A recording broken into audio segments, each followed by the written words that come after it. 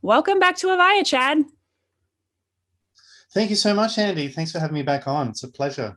Yeah, I'm so glad we could have a continuation of our last conversation a little bit here. And I know we talked about anxiety and fear in our last conversation, which also tends to kind of roll into the codependency conversation too. A lot of people experience anxiety with that. So let's dive in. What are your thoughts on like how can meditation help someone who has codependency? Okay, I think firstly, I think it's healing codependency and self-love is the title of the webinar. And firstly, the self-care of coming to meditation, just that very act of wanting to meditate and transform yourself, become more self-aware. I think that's an important step. And for people who have a codependency, that they often lack this self-care. They're often thinking about others way more than they're thinking about themselves, and they're not in touch with themselves. So just the very act of coming to meditation, I always say, is an act of self-love. It's an act of self-care. You're looking after yourself, and you're mapping out some time in your day to spend for yourself and transforming yourself. So number one, I think it's a great place to start for people, the recognition that it's an act of self-love. The next thing I would probably say would be to find the source of your well-being and your happiness and your peace, to find a reservoir within yourself. Often in Buddhist teachings, the first step in the Buddhist path is to realize that external things and relationships aren't lasting. They're constantly changing, and they're not stable enough to bring you the happiness that we're all seeking. So the next recognition in meditation is understanding that your happiness actually comes from within, by being embodied, self-aware, and grounded in your own presence. You can discover this reservoir of resources that you have within you. People with codependency will often look to others to get their fulfillment, to get their needs met, and to be liked and loved, and to that appreciation from others. With meditation, you can learn to discover that within yourself. So just those two principles, just for starting out, before I get into it. But without going deeply into codependency, as I mentioned to you before, you have experts on this webinar, psychologists, and people who can go way more in depth into the actual patterns of codependency. But just, I think, meditation, the first thing with meditation is it's all about self-awareness. And I think this is a vital place to start when it comes to changing any behavior, when it comes to looking at your habitual tendencies, your personality, anything that you want to change about yourself. The first step is to really become self-aware. And this is essentially what meditation is all about. It's getting to know yourself, getting to know your feelings, getting to know your thoughts, and also getting to know that deeper part of yourself, what I could call your true self, your deepest nature, your higher self. So this self-awareness is really useful for people wanting to change behavior, to become aware of their behavior and to catch it, so to speak. So becoming more self-aware. The next thing, particularly with mindfulness meditation, it's like a circuit breaker.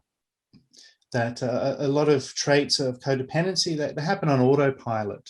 You kind of don't know that it's going on. So mindfulness is kind of like a circuit breaker that'll stop that habitual patterning, and you can kind of take a step back and get some clarity about what's going on. So that's the next thing I'd say meditation, or particularly mindfulness meditation, can play in helping people recover and heal from codependency. It's just that circuit breaker, and being able to inject your own values and have your own thoughts, and not reacting Mm-hmm. so much. Yeah. Um, Another one is mindfulness of sensations. Uh, People might know this from Vipassana retreats, the Goenka tradition. Very much look at just being mindful of the sensations in the body, and becoming familiar with this practice It's the ability to sit with sometimes unpleasant sensations and being able to become the neutral observer and learning to observe without reacting.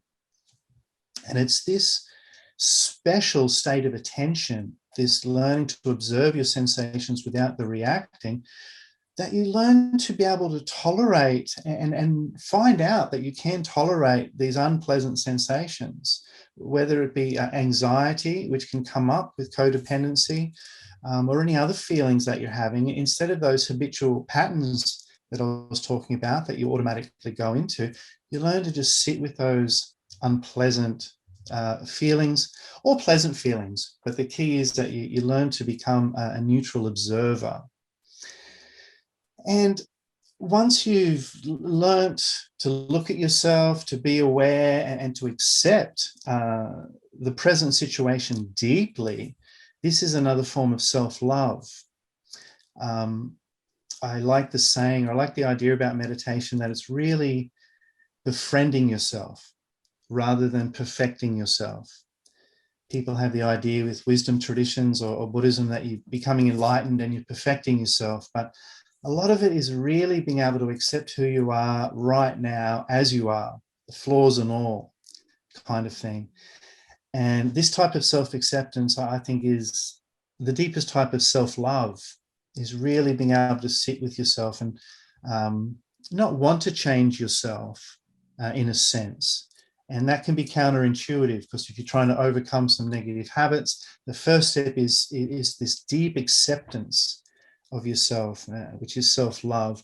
And it's from this place of acceptance that you can make the changes, that you can interject and then apply some methods and some antidotes to what's going on. So that's another level that meditation can help with, is this deep acceptance of the present moment. And then moving into the final stage, there's a lot of dimensions here, but essentially what I talked about is that, well, firstly, you can learn to regulate your nervous system as well, which is part of trauma-informed practice. That when people get triggered and they go into codependency traits, their nervous system has usually been put into a state of fight, flight, or freeze. It's an agitated state. It's not a calm state of mind. So you can learn to regulate that. You can learn breathing exercises to calm your nervous system down, to flip that. You can learn the self-awareness of being afraid or being in your ego, learning to drop that last thought and come into presence, so to speak. So with all those tools, you can learn to self-regulate after you've done the mindfulness, after you've done the short circuit and you've taken a step back. Then you can apply these other methods, whether it be breathing or just purely mindful or self-love. And in a sense, all of this self-regulation is self-empowering. And you're really getting a sense that I can look after myself. I can regulate my own emotions. I don't need others' approval or anything else to be able to do that. Mm-hmm. So I think to be able to self-regulate really is self-empowering, to be able to change your behavior through using meditation. And finally, the deepest state of meditation is really an enlightened presence. It's learning your true self is a reservoir of love and peace and fulfillment and completeness in the present moment. So if you can get in touch with that, you really become self-resourceful. You rely on yourself and your ability to make yourself happy without having to look for others, without having to please others, without having to control the environment. Mm-hmm. And that's the highest form of meditation, is to discover this true self. Awesome. So there's a lot there, I know. Yeah. Thank you. Do you want to jump in anywhere? Yeah. I mean, there's so many like great points you made in there. A couple of things that really resonated were actually when you talked about being able to sit in obviously the like perceived negative emotions. If you're having anxiety, you're having depression, you're struggling in that way, but also being able to sit in the positive, again, a quote unquote positive emotions.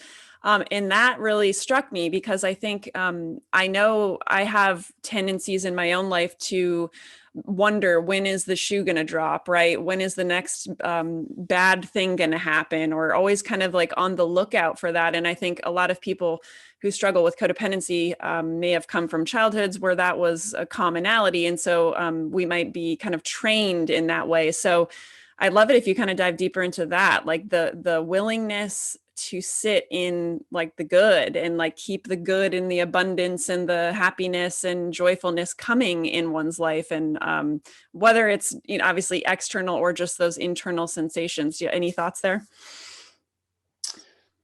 Yeah, well, this comes down to mind training, reframing, these sorts of things, which are quite prevalent in the way I teach meditation, at least. So yeah, it gives you the opportunity when you can just sit with these emotions without reacting, to deal with thoughts, to know what thoughts come up. The key point with this self-awareness is to know where you're coming from, to know if you're in a state of anxiety or fear, or whether you're in a state of openness and love. So sometimes, like when you talk about positive emotions, sometimes it's just excitement, and people will often mistake happiness for excitement, kind of thing.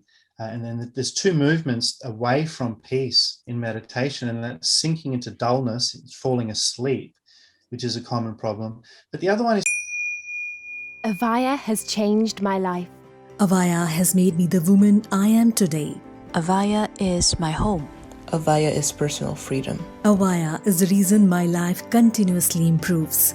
Let everyone in your life know about AVAIYA. Everyone needs to know about this amazing company. Thank you, AVAIYA, for appearing in my inbox. What Ike Allen and Andy Anderson have created at AVAIYA is what the world needs.